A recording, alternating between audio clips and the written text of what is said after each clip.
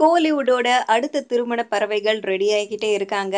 Director Vijay and Amala பால். இவங்க 2 பேரும் காதலிச்சு திருமணம் பண்ணிக்க போறாங்க.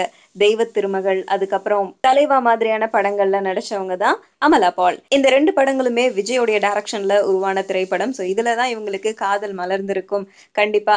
அதுக்கப்புறமா 2 பேரும் அப்படி இப்படின்னு சொல்லி மறைச்சுட்டே இருந்தாங்க. ஒரு கட்டத்துல 2 பேரும் பகிரங்கமா நாங்க காதலிக்கிறோம் அப்படின்னு சொல்லிட்டாங்க. அமலா பால் கிறிஸ்டியன், நம்ம விஜய் ஹிந்து.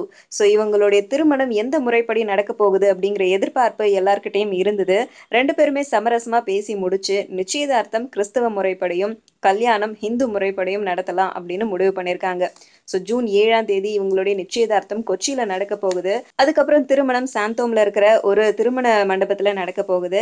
இவங்களுடைய திருமண பத்திரிகை எல்லாம் கூட ரெடி ஆகிக்கிட்டே இருக்காம். ஜூன் 12ஆம் தேதி இவங்களுடைய திருமணம் நடக்கும் அப்படின்னு எதிர்பார்க்கப்படுது. ஏராளமான நட்சத்திரங்கள் இவங்கள வாழ்த்த போறாங்க. அமலா பால் திருமணத்துக்கு முன்னாடி நிறைய படங்கள்ல கமிட் ஆயிருக்காங்க. மலையாள படங்கள், அதுக்கப்புறம் தமிழ் படங்கள்லயும் கமிட் ஆயிருக்காங்க.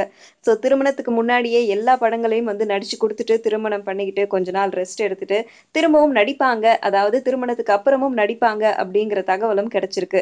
திருமணம் ஆனதுக்கு அப்புறம் அமலா பால் திரும்பவும் நடிக்கிறாங்களா இல்லையா அப்படிங்கறத நம்ம தெரிஞ்சுக்கலாம்.